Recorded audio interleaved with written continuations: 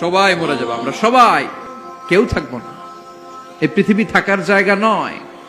কিয়ামতের সময় আল্লাহ তাআলা মালাকুল মাউতকে বলবেন, সবার রূহ কবজ করে ফেলো, সবার, কেউ থাকবে না, সবার রূহ কবজ হয়ে যাবে। আল্লাহ মালাকুল মাউতকে বলবেন, মালাকুল মাউত কি অবস্থা? বলবে সব শেষ। মাইয়াবকা, কে বাকি?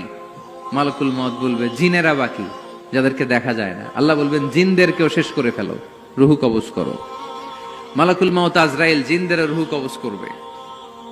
আল্লাহ এবার জিজ্ঞেস করবে, ইয়া মালাকাল মাউত আখবিরনি মাইয়াবকা, এবার বলো আর কে বাকি? মালাকুল মাউত বলবে, আল্লাহ মানুষগুলো সব শেষ, জিনগুলাও শেষ, এবার বাকি ইবলিস শয়তান। কে বাকি? ইবলিসরেও শেষ করো, ইবলিসও শেষ। আল্লাহ আবার জিজ্ঞেস করবেন, ইয়া মালাকাল মাউতি মাইয়াবকা, আর কে বেঁচে আছে বলো? মালাকুল মাউত বলবে, আল্লাহ আপনার কথা অনুযায়ী পৃথিবীর সব মানুষের রূহ কবজ করলাম, সব জিনদের রূহ কবজ করলাম, ইবলিসের রূহ কবজ করলাম, এখন আছে শুধু ফেরেশতারা। আছে কারা? যাও ফেরেশতাদের রূহ কবজ করো, ফেরেশতাদের রূহ কবজ হয়ে যাবে। এবার আল্লাহ জিজ্ঞেস করবেন, ইয়া মালাকাল মাউত আখবিরনি মাইয়াবকা। মালাকুল মাউত বলবে, আল্লাহ আপনার কথা মতো ধরে ধরে সব শেষ, ফেরেশতাও শেষ, 4 জন ছাড়া। কয়জন ছাড়া? জোরে বলেন, কয়জন ছাড়া? ইসরাফিল, জিব্রাইল, মিকাইল, আজরাইল। আল্লাহ এই 4 জন আমরা বাকি।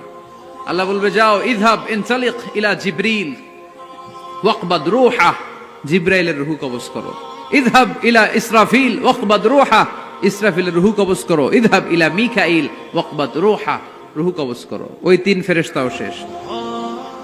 এবার আল্লাহ তাআলা জিজ্ঞেস করবেন, ইয়া মালাকাল মাউত আখবিরনি মাইয়াবকা, হে মালাকুল মাউত আর কে বাকি আছে বলো? মালাকুল মাউত বলবে, আল্লাহ আপনার কথা মতো মানুষগুলো শেষ, জিনগুলো শেষ, ইবলিস শেষ, আমার বাকি 3 ভাই ইসরাফিল, মিকাইল, জিব্রাইলও শেষ, শুধু আমি, শুধু আমি। আল্লাহ বলবেন, কেউ নাই? মালাকুল মাউত বলবে, না আল্লাহ কেউ নাই।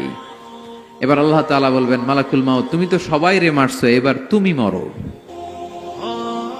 এবার তুমি মরো, তুমি মরো। শোনার সাথে সাথে মালাকুল মাউতের কাঁপুনি ছুটে যাবে, খিঁচুনি এসে যাবে ভয়ে।